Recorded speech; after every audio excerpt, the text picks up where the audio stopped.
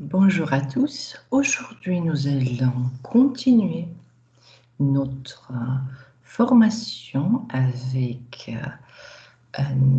la présentation d'un logiciel de traduction assisté par ordinateur, d'un logiciel très important. C'est le deuxième logiciel de Tao, le plus important sur le marché du travail, et je vous invite à apprendre à l'utiliser.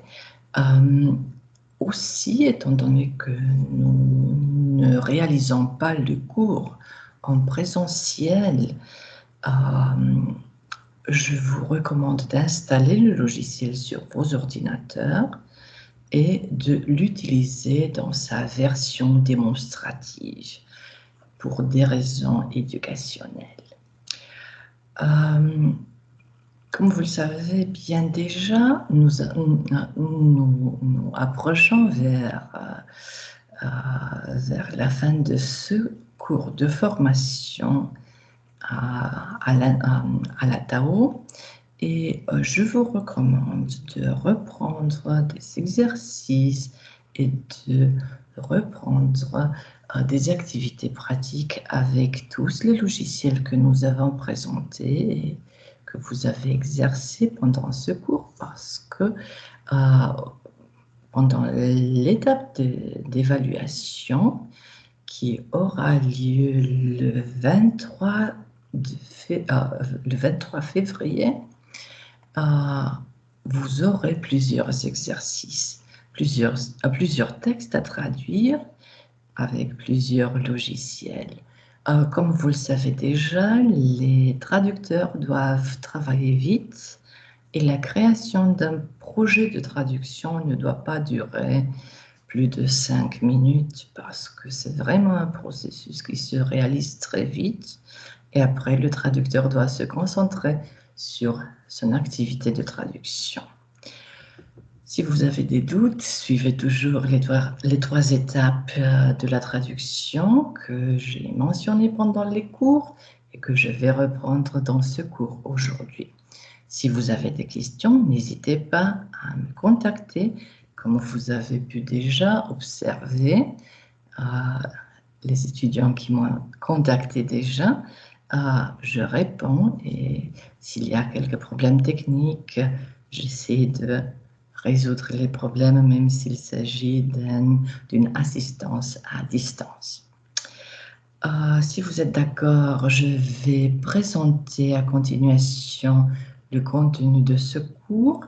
Comme d'habitude, nous aurons une partie théorique, une présentation du point de vue théorique de ce logiciel. Et dans la deuxième partie du cours, je vais faire une petite démonstration pour que tout le monde puisse observer comment le logiciel est utilisé. Alors, je vais partager mon écran. OK. Et comme vous le savez déjà, c'est le 4e cours et le logiciel s'appelle MemoQ.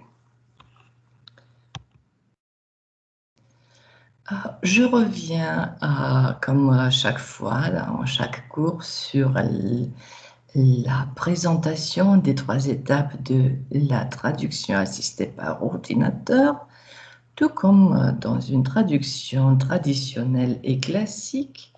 Vous pouvez observer que les traducteurs, dans le contexte de la traduction assistée par ordinateur, doivent suivre 3 étapes. Une première étape de pré-traduction, une étape de traduction et une étape de post-traduction.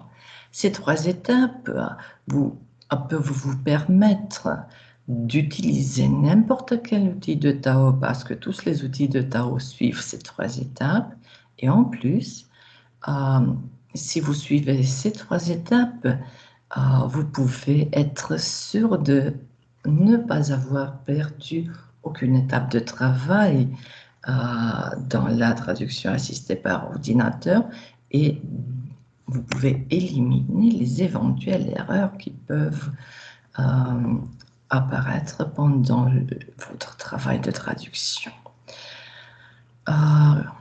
Comme vous le savez déjà, la première étape est une étape de pré-traduction où on prépare les matériels et le projet de traduction.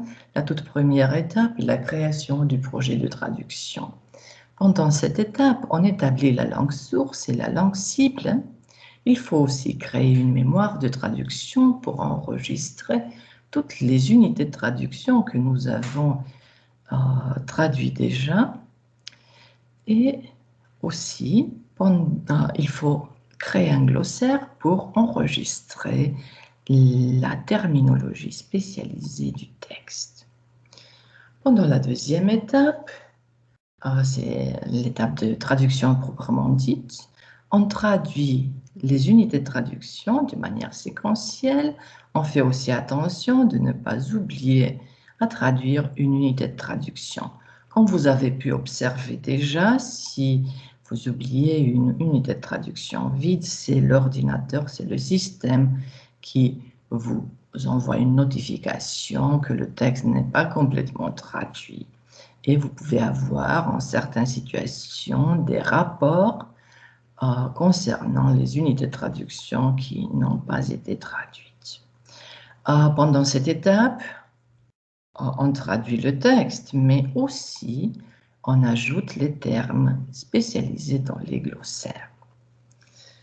Après avoir terminé la traduction, la troisième étape, c'est une étape de post-traduction où on réalise la correction et la relecture du texte, et aussi il faut générer les textes traduits. N'oubliez pas, pour l'évaluation, c'est très important, mais c'est encore plus important pour l'activité du traducteur professionnel.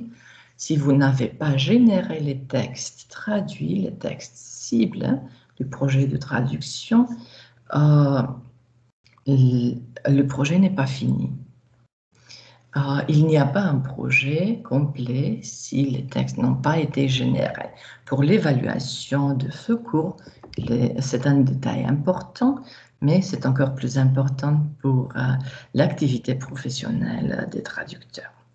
Bien sûr, si on travaille dans un contexte virtuel et si on travaille à distance, la dernière étape, c'est la livraison des textes traduits au client. Aussi pour votre apprentissage à distance, je reviens sur quelques détails que j'ai mentionnés avant.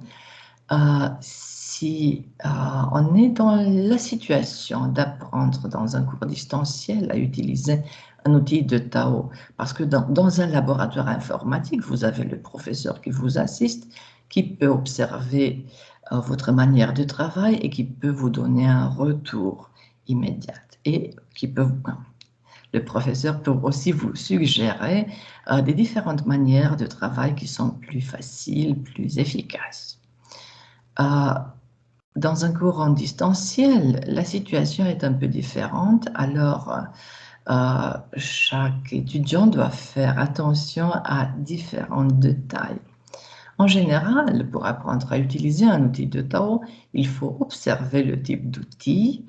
Vous vous rappelez, nous avons parlé d'une classification des différents outils de traduction et bien sûr, ajouter cet outil dans telle ou telle classe des logiciels que nous avons déjà utilisés pour savoir exactement quelles sont les similarités et les éléments communs que ces outils peuvent avoir.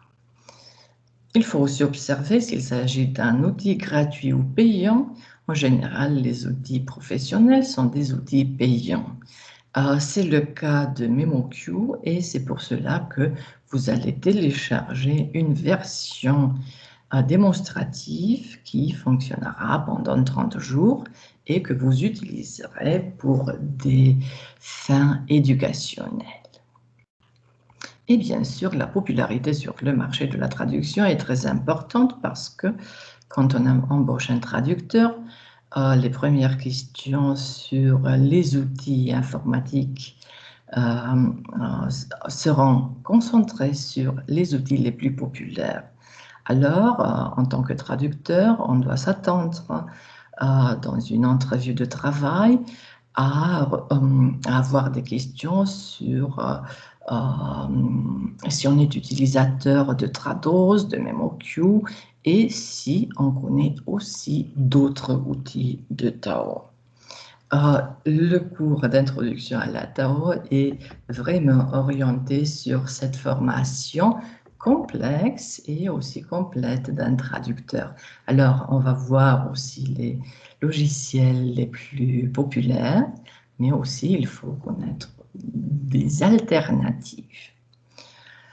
Quand vous travaillez à la maison avec un outil de Tao, il faut apprendre, comme vous avez observé déjà, quelques éléments très importants. Si par exemple, dans votre carrière, si vous voulez devenir des traducteurs professionnels, si un client vous demande de travailler avec un outil que vous n'avez jamais utilisé, il est très simple. Vous suivez le schéma des 3 étapes que je vous ai présenté toujours, et après, il y a quelques éléments vraiment très importants à apprendre. Et cela vous permet, cela vous garantit un apprentissage très vite, très rapide et très précis d'un outil, même si vous ne le connaissez pas. Il faut penser que vous avez vu déjà, il y a une grande variété d'outils de Tao. Il y a des outils qui sont plus utilisés ou moins utilisés, mais on ne sait jamais en tant que traducteur quand il faut apprendre un nouveau outil, parce que en informatique, il y a toujours des outils nouveaux qui apparaissent et les traducteurs doivent être vraiment branchés sur le domaine et être au courant des nouvelles innovations. Alors, si nous sommes dans la situation d'apprendre dans un cours distanciel à utiliser un outil de Tao, ce qu'il faut faire est créer un projet de traduction, apprendre comment on crée un projet de traduction, comment on crée une mémoire de traduction et comment on crée un glossaire. Après, il faut observer quels sont les formats des fichiers, quelle est la compatibilité, si on a la possibilité d'importer et d'exporter les mémoires, les glossaires, les différents formats des fichiers. Vous vous rappelez, pendant les cours que nous avons fait déjà, je vous ai recommandé d'explorer les outils, de voir les différentes fonctionnalités. C'est justement pour cela, pour observer quelles sont les différentes fonctions du logiciel et pour observer les compatibilités et la modalité de travailler dans un tel système. Il faut aussi observer les barres d'outils, les surfaces ou la surface de travail, dépendant de la structure du logiciel. Aussi, il faut voir comment on peut ajouter, quels sont les raccourcis clavier. Les traducteurs travaillent beaucoup avec des raccourcis clavier. Ces raccourcis clavier sont différents d'un outil à l'autre. Alors, il faut apprendre à utiliser ces raccourcis clavier qui vous assurent un travail très efficace et très rapide. Et aussi, il faut apprendre comment gérer les balises du texte à traduire. La commande de base, vous vous rappelez, en général, les copy source, mais aussi il y a des situations, il y a des systèmes qui nous permettent de copier seulement les balises. Ces éléments, ces 7 éléments sont les plus importants pour apprendre à bien maîtriser un système de Tao. Et ça fonctionne pour n'importe quel système existant aujourd'hui et pour n'importe quel système sera inventé dans le futur parce que, comme il s'agit de la même activité, ce système doit respecter ces éléments qui sont les plus importants dans la traduction.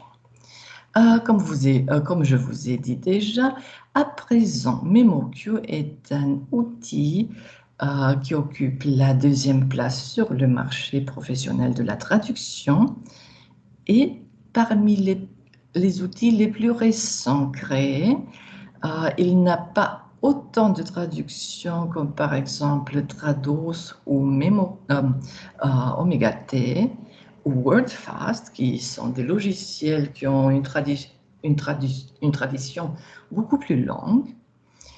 Mais c'est un logiciel qui s'est imposé très vite sur le marché professionnel et qui continue sur cette deuxième position juste après Trados. Et la différence de popularité entre les deux logiciels n'est pas très grande. C'est un logiciel, le seul concurrent sérieux de Trados sur le marché. C'est un logiciel qui a été créé en 2006. 2006, cela veut dire au moins, en tant que tradition, il a été développé au moins 10 ans après les autres logiciels dont nous avons parlé au cours. C'est un logiciel des plus récents. C'est le premier logiciel créé par Kilgrave Translation Technologies.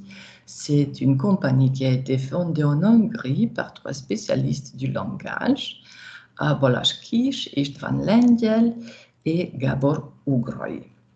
Ce sont des spécialistes en informatique et dans le traitement du langage naturel, et à partir de ce premier logiciel, ils ont aussi développé plusieurs produits. Aujourd'hui, sur la page web de la compagnie, vous pouvez trouver plusieurs outils, toujours dans le traitement du langage naturel, mais vous pouvez trouver plusieurs outils de travail dans ce contexte linguistique. Le nom de l'entreprise provient des noms de chacun des fondateurs. Quelques éléments ont été pris de chaque nom. Depuis son lancement sur le marché, le logiciel est de plus en plus populaire et compte parmi les outils de Tao les plus utilisés dans le secteur de la traduction.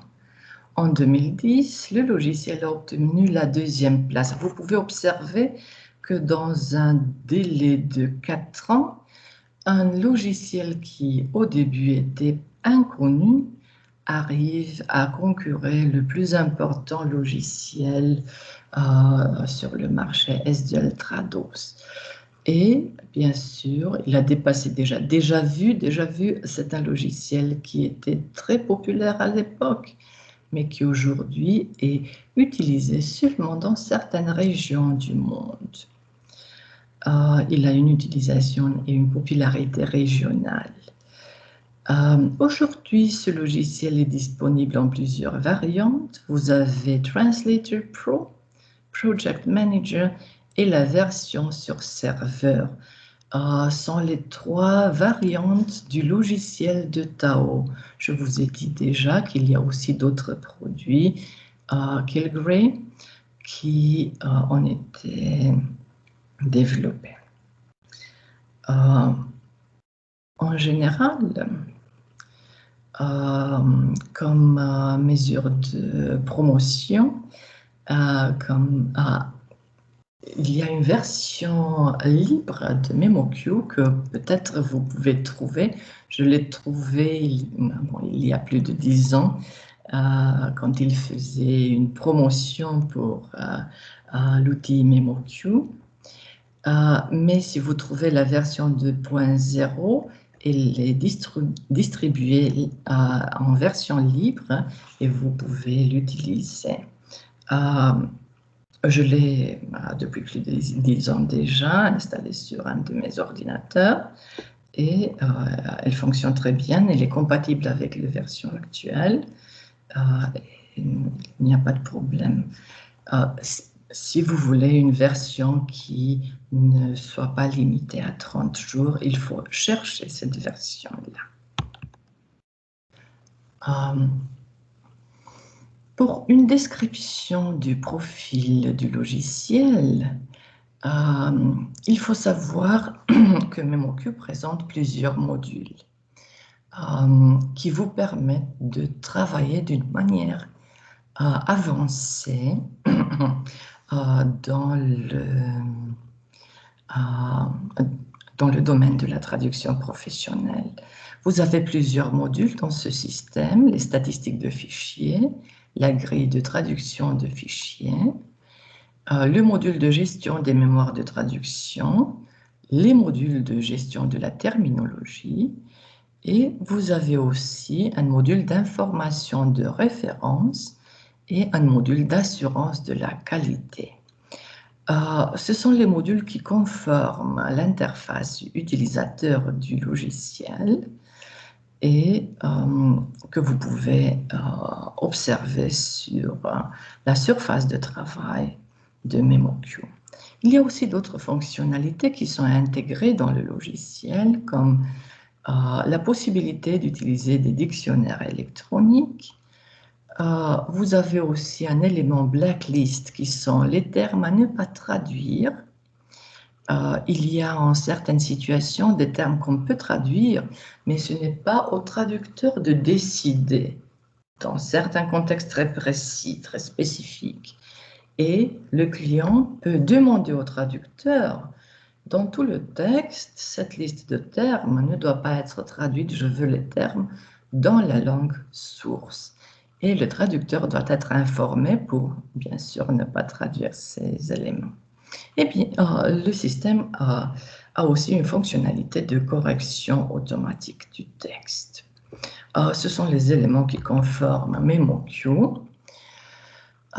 MemoQ, c'est un logiciel de bureau. Cela veut dire que vous devez télécharger la version démonstrative dans ce contexte. C'est un outil Tao professionnel. Cela veut dire que son acquisition implique des coûts de licence, car c'est un logiciel commercial, mais il offre aussi une version démonstrative qui est vraiment très importante pour la formation et l'apprentissage des traducteurs. Il présente une interface utilisateur assez intuitive, même si elle est assez riche.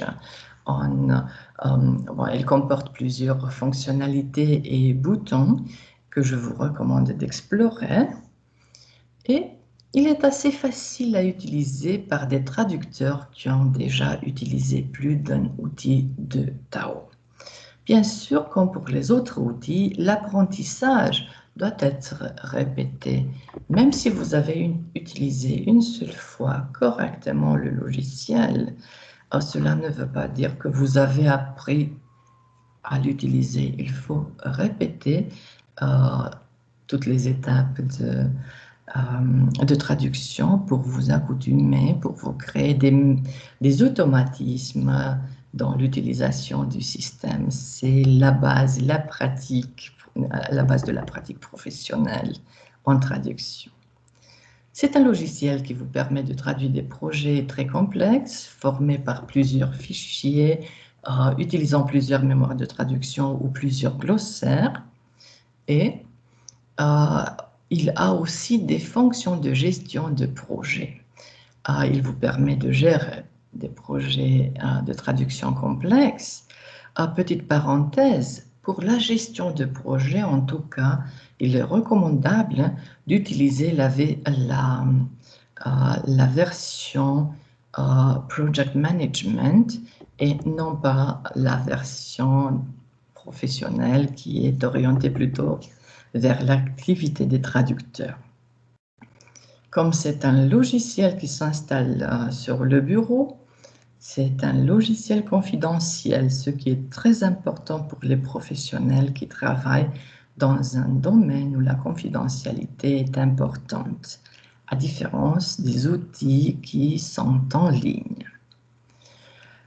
Il permet à l'utilisateur de créer et de gérer des mémoires de traduction et des glossaires.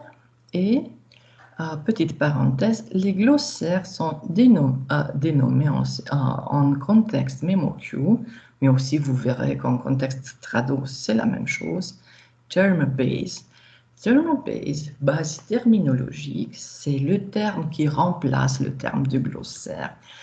Probablement, vous le savez déjà, dans le développement des logiciels, il y a des fois quand les développeurs veulent individualiser leur logiciel à travers la terminologie. Et quand vous parlez de term-based ou de base terminologique, au lieu de glossaire, vous verrez, on parle de la terminologie MemoQ ou Trados.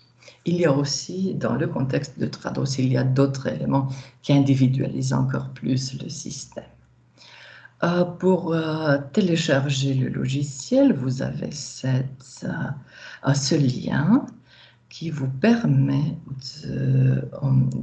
de télécharger et d'installer la version gratuite pour les étudiants.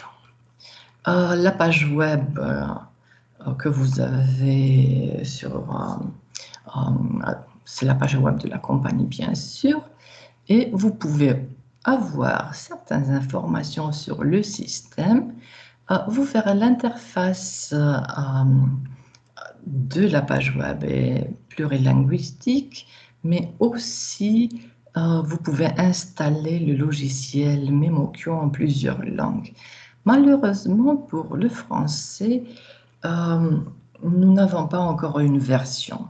Petite parenthèse, en décembre 2020, ils ont lancé une nouvelle version de MemoQ.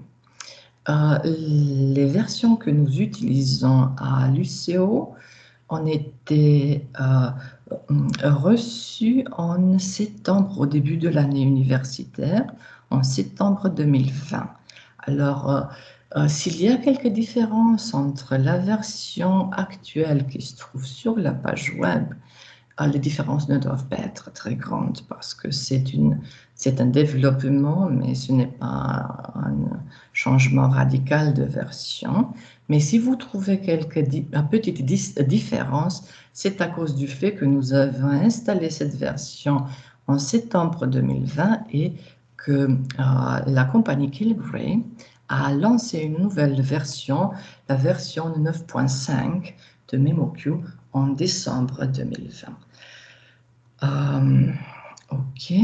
Si vous accédez à la page web, vous pouvez télécharger cette version qui est limitée à 30 jours et dont vous avez une petite description juste à côté.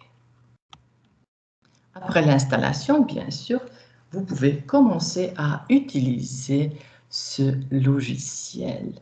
Un petit peu, oui. Après l'installation, vous aurez cette surface de travail qui est la surface de travail implicite et qui vous permet de créer plusieurs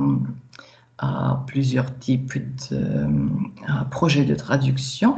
Et vous pouvez observer ici à droite, vous avez une première option, créer un projet nouveau à partir d'une maquette. Je ne vous recommande pas cette modalité de travail parce que les maquettes sont des modèles qui sont déjà créés, sont des modèles par défaut. Pour avoir un bon contrôle de votre projet de traduction, il faut travailler sans une maquette. Alors, l'option que vous allez sélectionner toujours sera Create a new project without a template. Et comme vous le savez déjà, en tous les logiciels, vous avez plusieurs options. Soit vous pouvez créer un nouveau projet ici, sur cette surface de travail, soit vous avez dans la barre d'outils New Project, soit si vous cliquez sur l'onglet MemoQ, vous avez exactement ce que je vous ai montré avant. C'est un menu de commande qui est affiché et qui vous permet de créer un nouveau projet, ou d'ouvrir un projet qui est déjà qui existe déjà, et vous avez plusieurs éléments plus avancés de travail. Vous avez différentes options, vous avez le fichier d'aide et vous pouvez aussi faire un projet. Le raccourci clavier que vous pouvez utiliser est CTRL-N pour créer un projet. Après avoir créé un projet without a template, n'oubliez pas, c'est important, vous aurez cette fenêtre de dialogue New MemoQ Project qui vous permet de créer un nouveau projet de traduction. Faites attention, vous pouvez,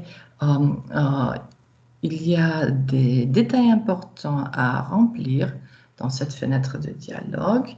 Le nom du projet. Aujourd'hui, nous allons travailler sur un texte qui a comme sujet le café. Alors, notre projet va s'appeler Coffee parce que vous vous rappelez, la dénomination des projets, la dénomination des fichiers doit être suggestive et cohérente avec le contenu thématique du texte.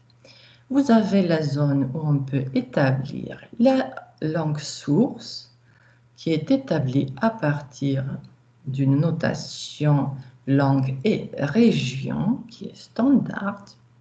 En cette situation, nous avons English United States, mais notre texte est en anglais britannique, alors on va changer. Au lieu de English United States, nous allons ajouter English United Kingdom.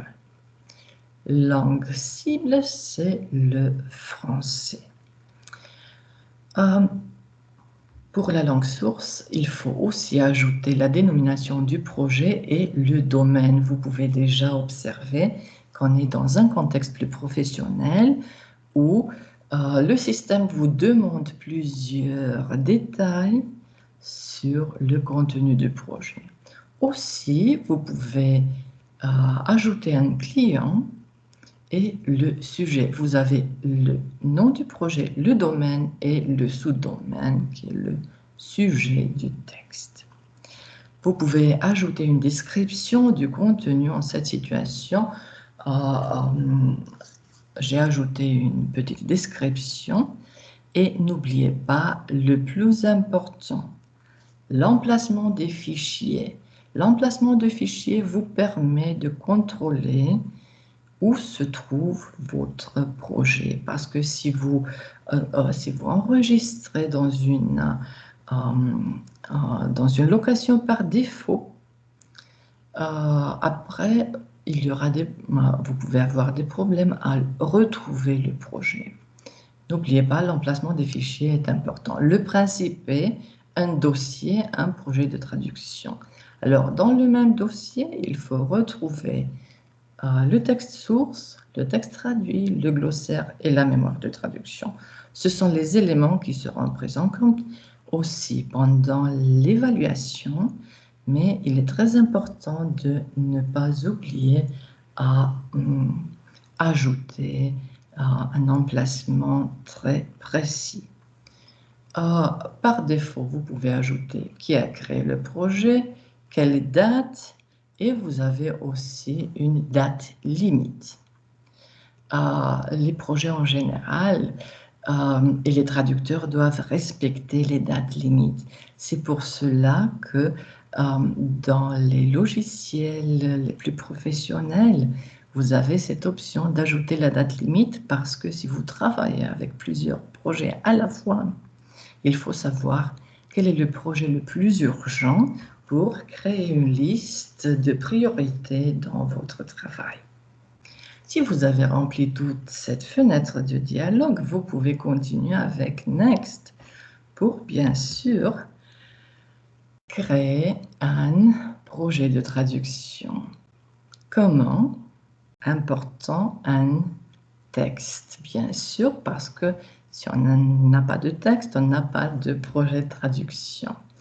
Et bien sûr, vous avez cette option Import qui vous permet d'importer les textes à traduire.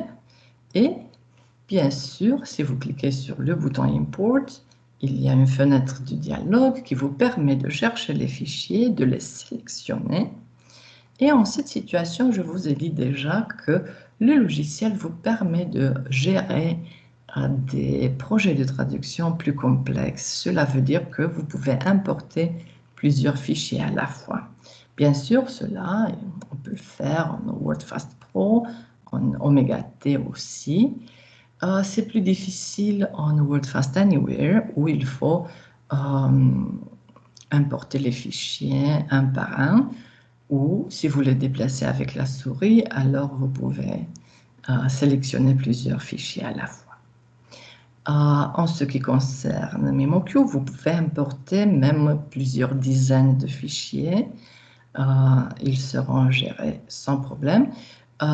Il faut suivre l'importation correcte et si la barre de progression est en vert, cela signifie qu'il n'y a pas de problème, il n'y a pas d'erreur d'importation. Si la barre de progression n'est pas verte, vous verrez quel est le fichier qui n'a pas été correctement importé et vous pouvez l'importer un peu plus tard après avoir créé le projet. Ou vous pouvez annuler la création du projet et recommencer pour avoir une importation correcte pour tous les fichiers. Ça dépend de la décision du traducteur. Après avoir importé tous ces fichiers, cette fenêtre, en général, se ferme automatiquement et on continue. Dans cette fenêtre de dialogue, on peut observer que nous avons les 3 fichiers à traduire. Avec leur emplacement d'origine et avec leur emplacement d'exportation. Faites attention, j'ai choisi ici 2 éléments. Vous pouvez avoir le même dossier d'importation et d'exportation, mais vous pouvez aussi modifier ces éléments. En tout cas, dans la 3e étape de travail, vous pouvez exporter le fichier dans un autre emplacement. Il n'y a pas de raison pour faire cela, mais il est possible. Si vous avez vérifié que tous les fichiers sont importés correctement, vous cliquez sur le bouton Next et on continue avec, bien sûr, la création de la mémoire de traduction sans problème. Pour la création de la mémoire de traduction, vous avez cette fenêtre de dialogue qui, sur le côté gauche, présente une commande Create, Use, New. Si vous avez déjà utilisé MemoQ, vous pouvez utiliser la commande Use. Mais comme est en train de travailler pour la première fois avec ce logiciel, bien sûr, on va créer une mémoire de traduction. Create, et après, vous allez créer la mémoire de traduction. Et vous pouvez observer que, comme il s'agit d'un logiciel professionnel, la fenêtre de création de la mémoire de traduction est très complexe. Beaucoup plus complexe que la création de la mémoire de traduction dans les autres outils de Tao. C'est un élément spécifique à MemoQ. Et vous avez plusieurs éléments à remplir. Le nom de la mémoire de traduction. N'oubliez pas, il faut toujours reconnaître la mémoire de traduction. Ma recommandation est d'ajouter MT devant le nom de la mémoire de traduction. Langue source et langue cible, en général, seront par défaut celles du projet, mais en tout cas, vérifiez si ce n'est pas le cas, comme ici, il faut changer, au lieu de English United States, vous allez changer pour English United Kingdom. La voix, l'emplacement des fichiers est très important. Vous devez vous assurer que la mémoire de traduction sera enregistrée dans le même dossier que le projet de traduction. Ça, c'est vraiment très important parce que après avoir réalisé les exercices d'évaluation. Vous allez créer une archive à partir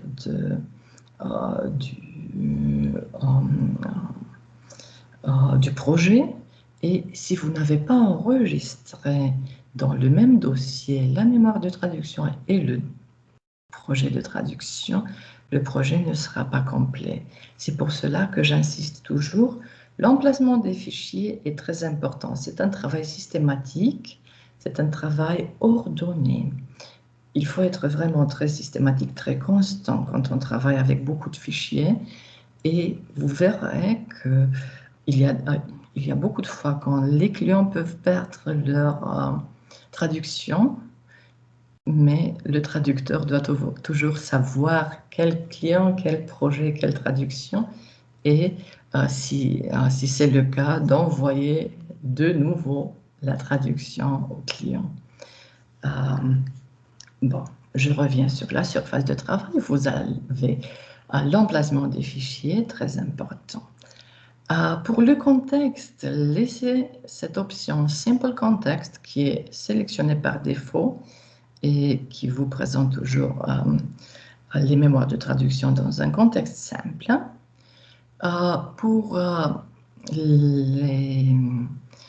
la récupération des unités de traduction que vous avez déjà enregistrées, laissez cette option Allow Reverse Lookup activée, et aussi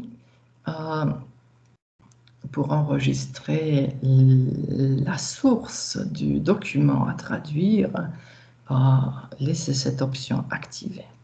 Dans la partie inférieure de la fenêtre, les informations seront ajoutées par défaut. Il faut seulement les vérifier et confirmer que tout est correct. Et après, on clique sur OK pour continuer. Après avoir créé la mémoire de traduction, vous pouvez voir que celle-ci sera affichée dans la liste.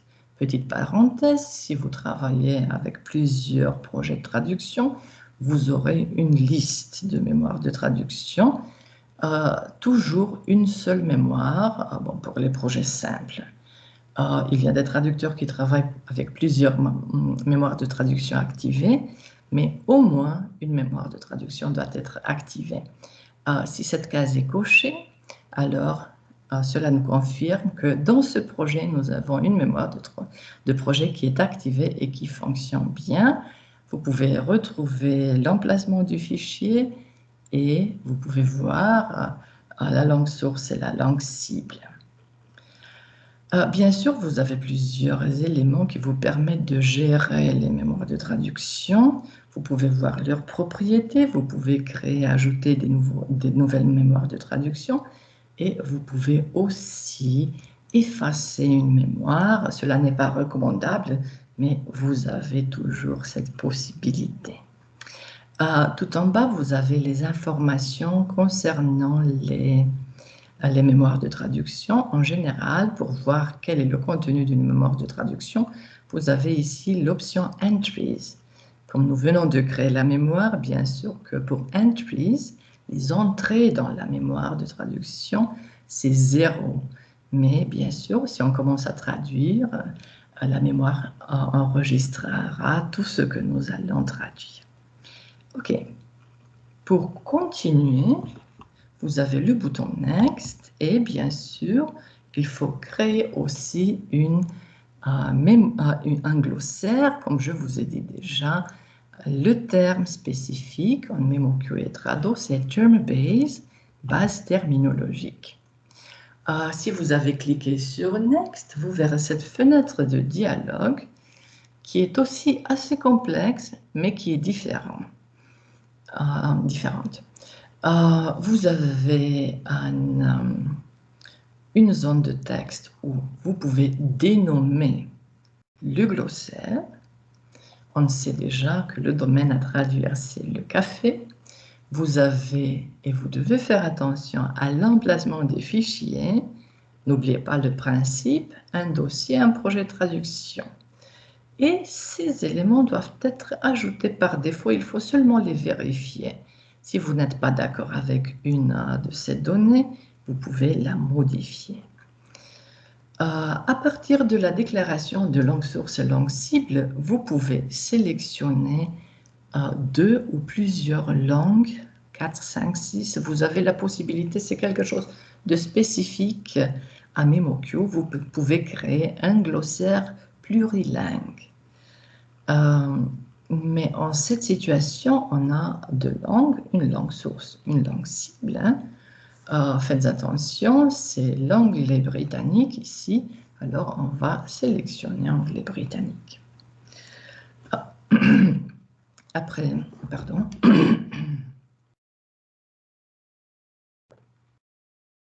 Après avoir rempli cette fenêtre de dialogue, on clique sur OK et vous verrez dans la fenêtre de dialogue des glossaires que le glossaire que nous venons de créer a été ajouté. Si vous travaillez avec plusieurs projets, vous aurez une liste de glossaires et vous pouvez activer plusieurs glossaires à la fois. Vous pouvez bien sûr, tout comme pour les mémoires de traduction, gérer les fichiers de glossaire. Vous pouvez créer un glossaire nouveau. Vous pouvez voir quelles sont les propriétés du glossaire. Vous pouvez effacer un glossaire, ce n'est pas recommandable, mais on peut le faire. Et vous pouvez importer un glossaire.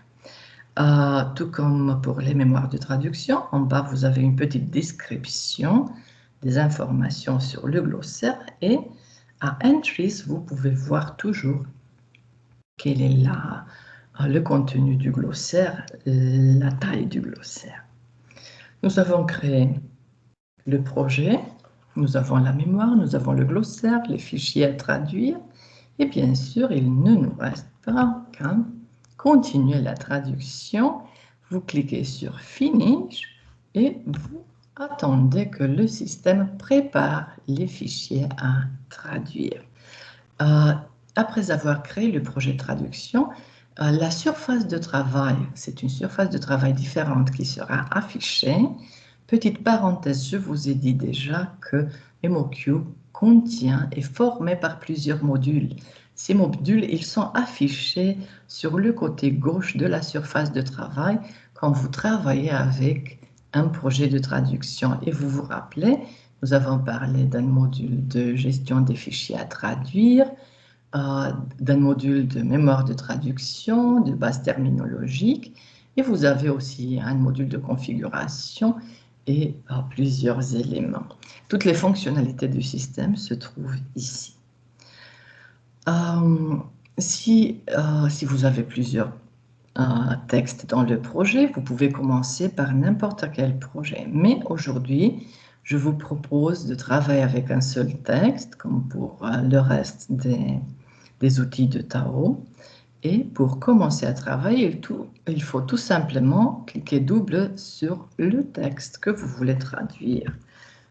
Une autre surface de travail sera affichée. Vous pouvez voir qu'il s'agit d'une surface de travail complexe.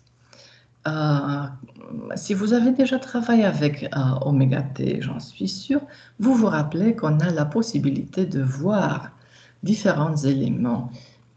Aussi, quand vous travaillez avec WordFast Pro, vous avez la possibilité de voir le texte source en format Word, mais aussi vous pouvez voir la mémoire de traduction et les glossaires.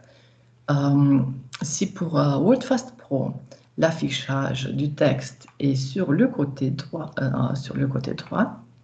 ici le texte, dans un format Word, vous pouvez le voir dans la partie inférieure de la surface de travail.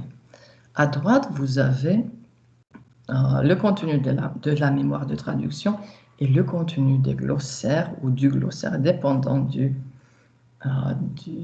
texte et de la complexité du projet à traduire. La surface de traduction, la surface de travail du traducteur se trouve juste au centre. Vous pouvez bien sûr déplacer et garder différentes proportions sur l'écran. Si le texte en format Word ne vous intéresse pas trop, vous pouvez réduire cette fenêtre. Il n'y a aucun problème. Bien sûr, vous pouvez aussi réduire la surface d'affichage de la mémoire et des glossaires. En tout cas, vous avez une structure tabellaire qui comporte 2 colonnes. Sur la colonne de la gauche, vous avez le texte source. Sur la colonne de la droite, vous avez le texte cible. Et vous avez plusieurs onglets et plusieurs fonctionnalités. Je vous ai dit qu'il s'agit d'un logiciel très complexe que je vous invite à explorer pour savoir plusieurs choses sur ce logiciel. Et bien sûr, on peut commencer à traduire. Si vous vous rappelez aussi, je vous ai mentionné le fait que pour un traducteur, il est important de traduire, mais aussi d'ajouter des termes dans les glossaires.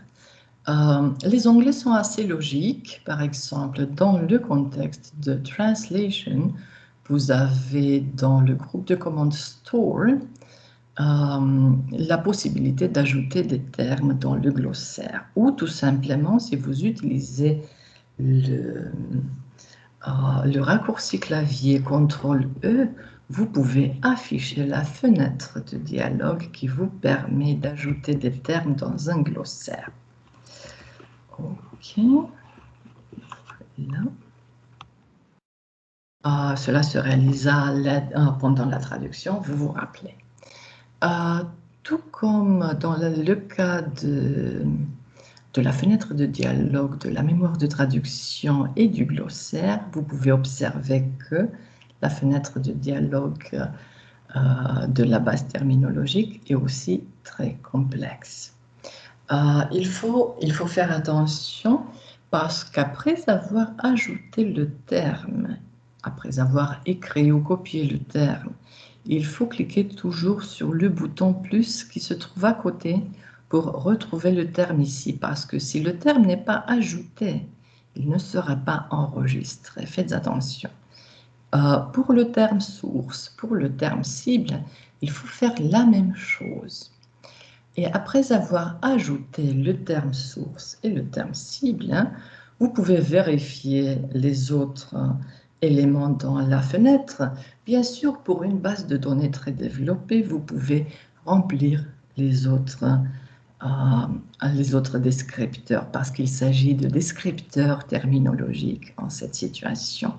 Mais pour un traducteur qui veut travailler vite et de manière efficace, le plus important, c'est le terme source, l'équivalent terminologique.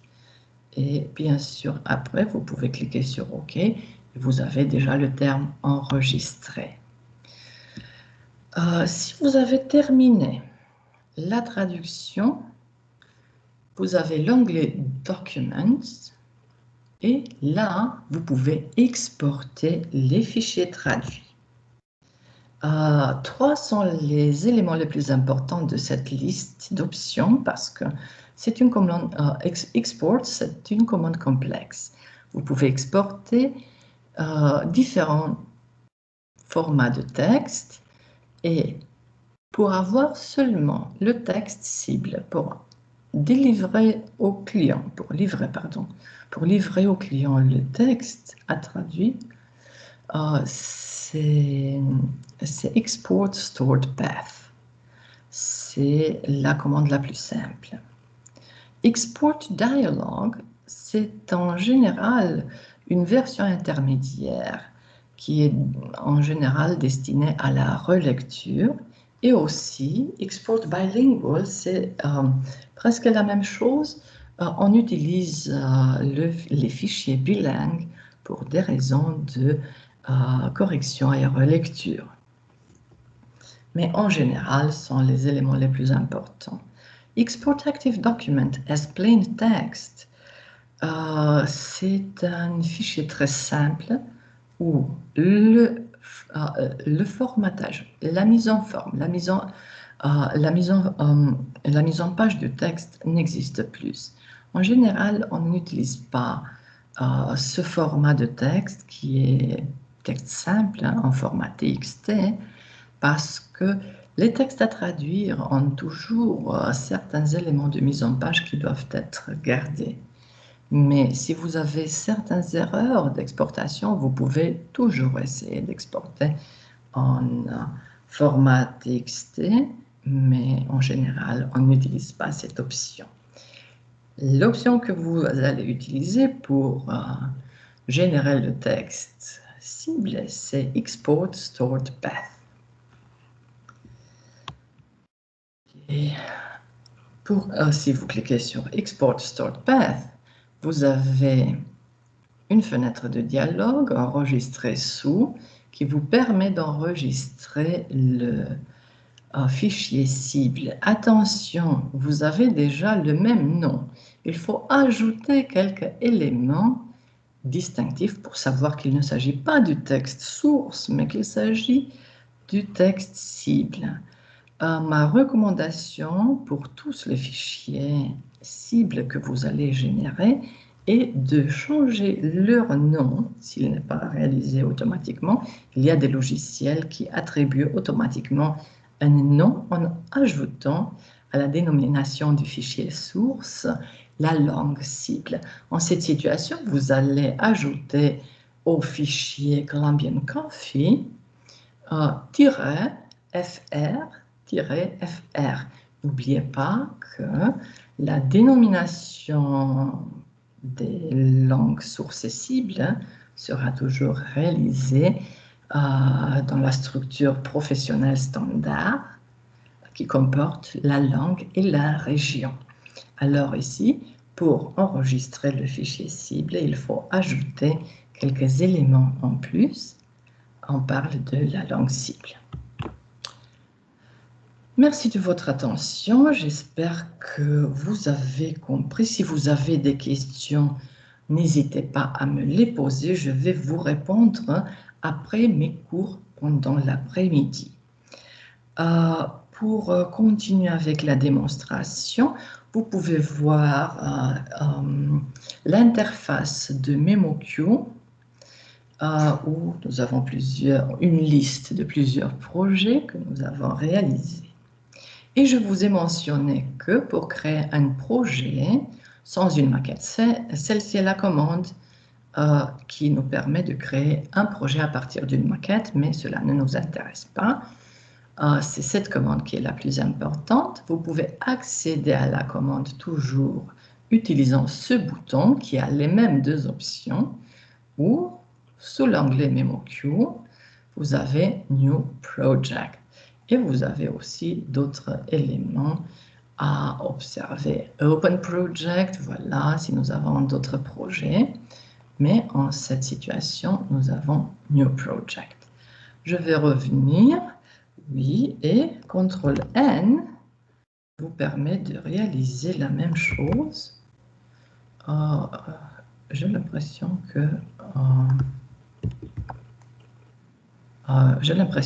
que j'ai désactivé ce raccourci clavier. Mais en tout cas, il est actif par défaut dans les logiciels. OK.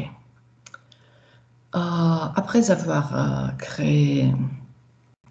commencé à créer un nouveau projet, vous avez la fenêtre du dialogue où nous allons ajouter la dénomination. C'est un projet Coffee. Voilà. Vous vous rappelez, nous avons United Kingdom comme langue source, français de la France comme langue cible. Et vous pouvez ajouter quel est le nom du projet, c'est Coffee. Le domaine et le domaine alimentaire, oui, c'est clair.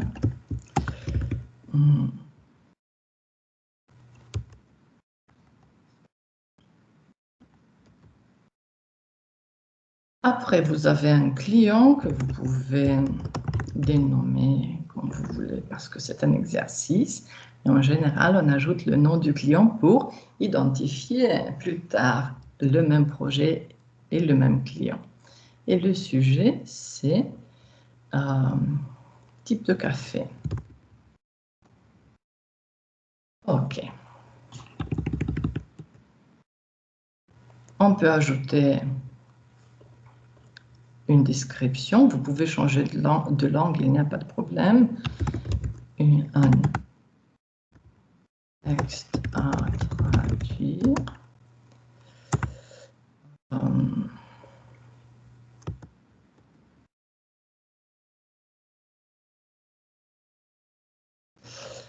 Voilà. Et c'est très important, l'emplacement du fichier. Je vais enregistrer comme d'habitude sur le bureau. Cela va me permettre d'effacer plus tard. Alors, le projet, c'est Project Coffee.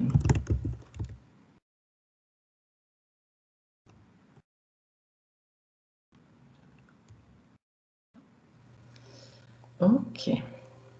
Bon. Si on n'a pas un fichier Project Coffee, vous pouvez le créer, il n'y a aucun problème. Alors, Project.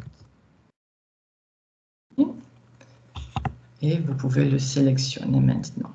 Il y a des systèmes qui vous permettent de créer directement, même s'il n'est pas créé, mais s'il faut le créer avant, le système vous le dit toujours.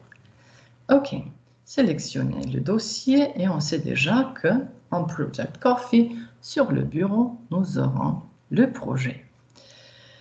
Le nom de l'utilisateur, date de création et date limite, on va dire jusqu'à lundi prochain. OK. Et Next. Bien sûr, il faut importer les documents à traduire. Importe. Sur le bureau, comme d'habitude, nous avons un texte anglais. Bien sûr, vous aurez 3 textes que vous sélectionnez et qui sera importé automatiquement. Après avoir sélectionné le texte, il est importé automatiquement. Vous aurez des textes en anglais, en espagnol et en allemand. Et en fonction de votre spécialisation, vous allez travailler avec un de ces textes sources. Si le texte est déjà importé, on peut voir quelle est sa source et aussi quel est l'emplacement d'exportation qu'on peut changer, vous vous rappelez. Et on peut continuer après, si tout est bien importé.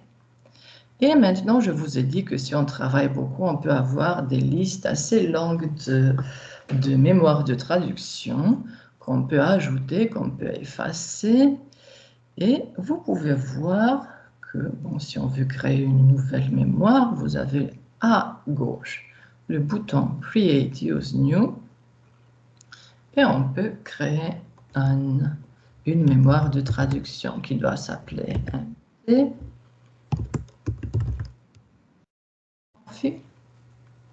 N'oubliez pas United Kingdom, France de France. Et n'oubliez pas l'emplacement des fichiers. Ici, si je laisse comme ça, la mémoire ne sera pas enregistrée dans le même dossier que le reste du projet. Et après, si j'envoie à quelques personnes le projet, il sera envoyé sans la mémoire de traduction. En une évaluation, cela veut dire projet qui n'est pas complet. Faites attention, c'est important. Alors, pour modifier l'emplacement, vous cliquez sur ce bouton, clic, et bureau. Et nous avons, laissez-moi voir, c'est où Project Coffee, voilà.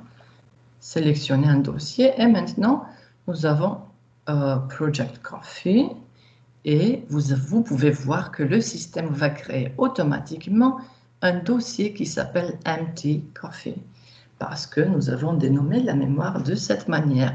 Cela va vous permettre d'identifier avec facilité quel est le dossier de la mémoire. Je vous ai dit de laisser activer Simple Context, Save Document Name, non, Store Document Name, pardon. Et vous avez aussi Allow Reverse Lookup, qui est une commande qui nous permet de récupérer après dans un texte les unités de traduction que nous avons traduites déjà. Tout le reste est ajouté par défaut. Il faut vérifier que tout cela fonctionne correctement. Et c'est correct, on continue. Je ne peux pas continuer parce que j'ai l'impression que j'ai déjà une mémoire qui s'appelle Coffee. Alors, non. Il y a quelque chose qui ne marche pas. J'ai oublié peut-être English United States. Non, c'était correct avec English United Kingdom.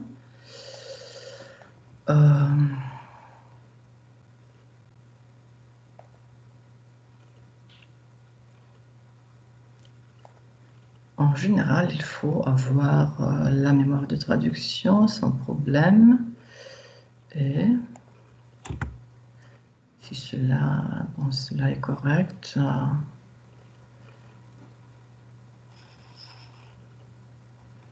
peut-être autre dénomination. J'essaie une autre dénomination. Voilà. Alors, j'ai déjà plusieurs mémoires de traduction Coffee. Comme vous le savez, je travaille à plusieurs universités. Alors, j'ai présenté ce logiciel. Mais attention, cela est important. C'est un détail important parce que vous ne pouvez pas répéter la même dénomination. Pour vous, ça sera MT Coffee, tout simplement. Comme j'ai déjà plusieurs mémoires de traduction qui sont enregistrées, je vais choisir cette dénomination qui ne répète pas. Vous avez observé que si vous répétez le nom, vous ne pouvez pas enregistrer la mémoire. OK? Maintenant, vous pouvez voir que de toutes les mémoires que nous avons ici, une seule est activée. Bien sûr, vous pouvez activer les autres aussi, mais bon, pour garder les choses simples, on va travailler avec une seule mémoire. Mais il est possible, dans des projets très complexes, travailler avec plusieurs mémoires à la fois. On continue. Et maintenant, nous sommes dans la fenêtre de dialogue TermBase.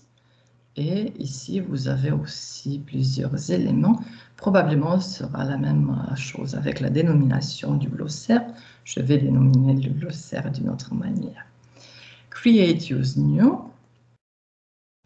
Nous avons TermBase qui s'appelle Coffee. Je vais dénommer GL Coffee 3. Seulement pour un détail, si vous avez dénominé la mémoire avec initiale majuscule, gardez la même dénomination, le même type de dénomination pour le glossaire aussi. Bon, ce n'est pas obligatoire, mais c'est plus systématique. N'oubliez pas l'emplacement des fichiers qui est très important. Clic. Emplacement sur le bureau dans le dossier Project Coffee et sélectionnez. Et vous pouvez observer déjà que dans le dossier Project Coffee, le système crée automatiquement un glossaire, un dossier pour le glossaire. Cela veut dire que vous pourrez sans problème identifier où se trouve votre glossaire dans le projet. Les autres éléments sont sélectionnés par défaut et ce qu'il faut vérifier, c'est vérifier si la langue source et la langue cible dans le projet sont activées correctement. Vous avez English United Kingdom, ce qui est correct, et French de France. Bien sûr, si vous voulez créer un glossaire plurilingue, vous pouvez sélectionner beaucoup de langues. Il n'y a pas en fait de limite.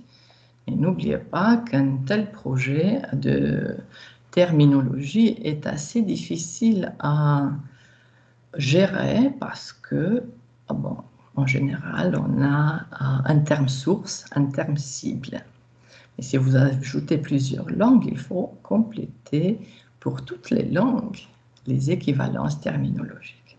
Alors, ma recommandation est de garder des glossaires bilingues. Si vous avez rempli toutes les informations, cliquez sur OK et vous avez le glossaire en première position dans la liste. Bien sûr, comme pour les mémoires de traduction, vous pouvez sélectionner plusieurs glossaires, ce qui permet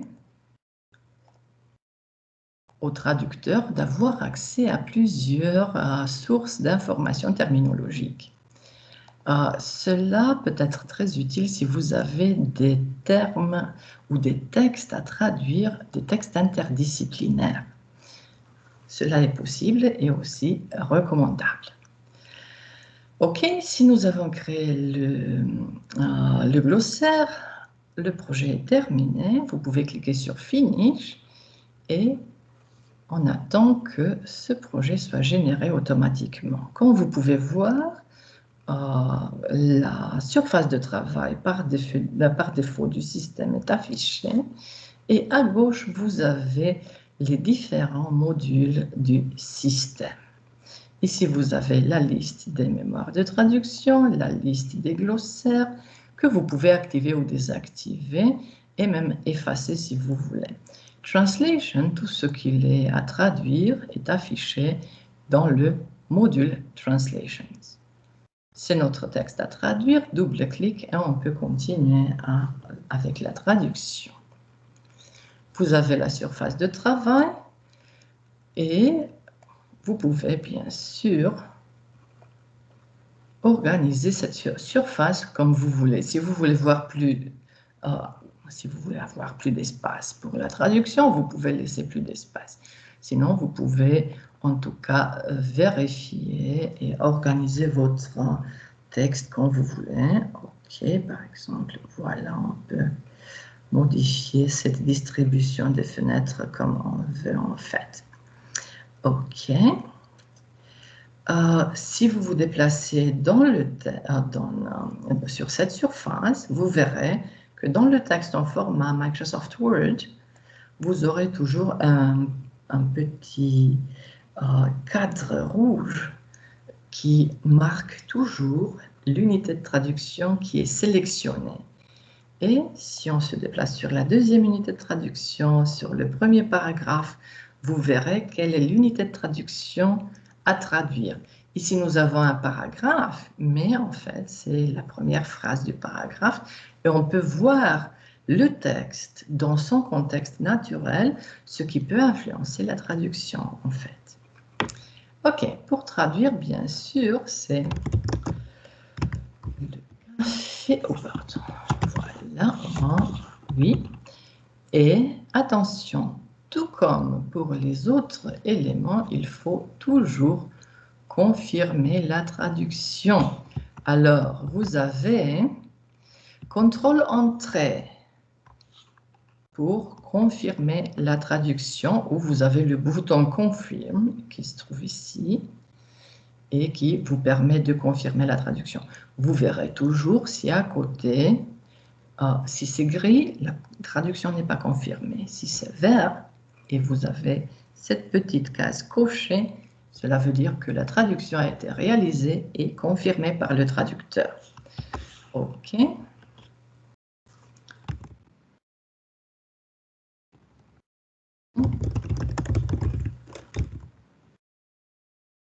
CTRL-Entrée de nouveau. Et vous pouvez voir que ces éléments ont été confirmés. Si on revient, vous pouvez voir maintenant que vous avez le contenu de la mémoire qui est affiché ici. Laissez-moi de... ici, c'est une notification du système. Je vais l'effacer un petit peu pour que tout le monde puisse voir le contenu de la mémoire.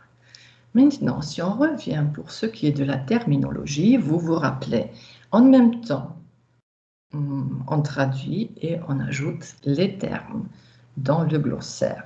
Vous pouvez sélectionner Coffee et vous avez soit Translation et Add Term, soit le raccourci clavier CTRL-E qui affiche sur votre écran cette fenêtre de dialogue. Je ne vais pas sélectionner parce que ça, c'est un peu plus complexe. Je reviens, CTRL-E de nouveau.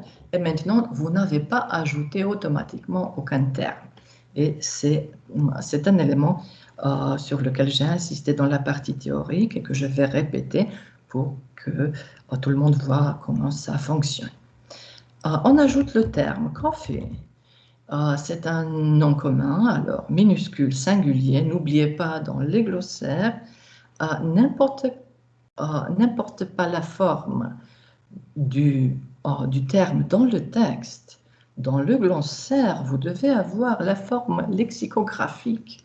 Cela veut dire qu'il faut respecter les conventions spécifiques au dictionnaire. En cette situation, nous avons un substantif commun qui doit être ajouté dans sa forme de singulier et sans initiale majuscule. L'initiale majuscule dans le texte est causée par le fait que Coffee, c'est le titre.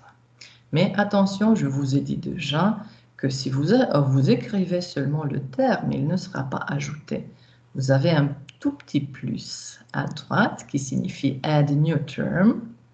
Clic. Et maintenant, le terme sera enregistré. Et ici, nous avons aussi, n'oubliez pas qu'en français, la forme de dictionnaire des mots est sans article défini ou indéfini. Et bien sûr en singulier. Aussi, le bouton plus. Maintenant, nous avons ajouté ici les éléments et vous pouvez vérifier les autres aspects. On peut voir quels sont les éléments ajoutés automatiquement et clique sur OK.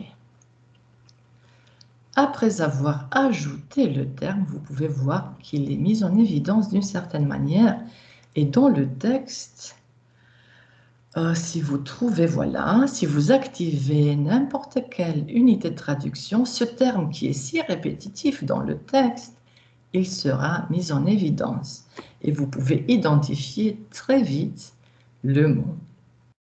OK. Aussi, si vous revenez, chaque fois que ce terme est présent dans une unité de traduction, il sera affiché ici, mais aussi vous pouvez trouver la forme source, forme cible, pour savoir exactement. Vous pouvez voir, en vert, c'est toujours le glossaire. En rouge, c'est la mémoire de traduction. OK. Après avoir terminé la traduction et confirmé, attention, il faut confirmer tous ces éléments. Il faut après exporter. N'oubliez pas, anglais Documents et le bouton Export. Et vous avez la première commande, Export Stored Path. OK, le système nous dit que nous n'avons pas traduit tout le texte, on lui dit OK. Et maintenant, nous avons un rapport complexe, je vous ai dit déjà, il s'agit d'un système professionnel. Il nous dit exactement ce que nous n'avons pas traduit dans le texte et combien de documents seront exportés. Et vous pouvez observer ici que la dénomination automatique, s'il ne se réalise pas de manière automatique, il faut que nous ajoutons nous-mêmes. Mais les versions avancées de ce système enregistrent automatiquement. On dit OK, ça c'est seulement un rapport qui nous informe qu'on n'a pas correctement travaillé. Cela veut dire qu'il y a encore des unités de traduction qui ne sont pas traduites. Et vous revenez sur Microsoft Word et vous avez le texte qui est en anglais. Et vous avez aussi les fragments que nous avons traduits. OK, j'espère que vous avez tous compris comment cela fonctionne. J'espère que cela ne vous paraît pas très compliqué et trop complexe. C'est un logiciel vraiment très facile à apprendre à utiliser, mais après, pour le maîtriser à un niveau avancé, il faut travailler assez avec ce logiciel. Et c'est la même chose pour Trados. Alors, je vous encourage d'utiliser ce logiciel pendant les 30 jours que vous avez à disposition. Si vous trouvez que le logiciel est utile, essayez de trouver la version 2.0. Peut-être vous pouvez la trouver en ligne encore, qui a été distribué de manière gratuite et je vous encourage à continuer pendant la deuxième partie du cours avec la partie pratique, avec les exercices. Si vous avez des questions, n'hésitez pas à m'écrire et je vais vous aider. Merci de votre attention et on se voit la semaine prochaine avec le dernier cours. N'oubliez pas de répéter, d'exercer et de travailler avec les logiciels pour vous créer des automatismes qui vous permettent de travailler plus vite et aussi pour apprendre mieux à maîtriser ces outils. Merci de votre attention et, s'il est le cas, j'attends vos messages. Au revoir et bonne journée à tout le monde.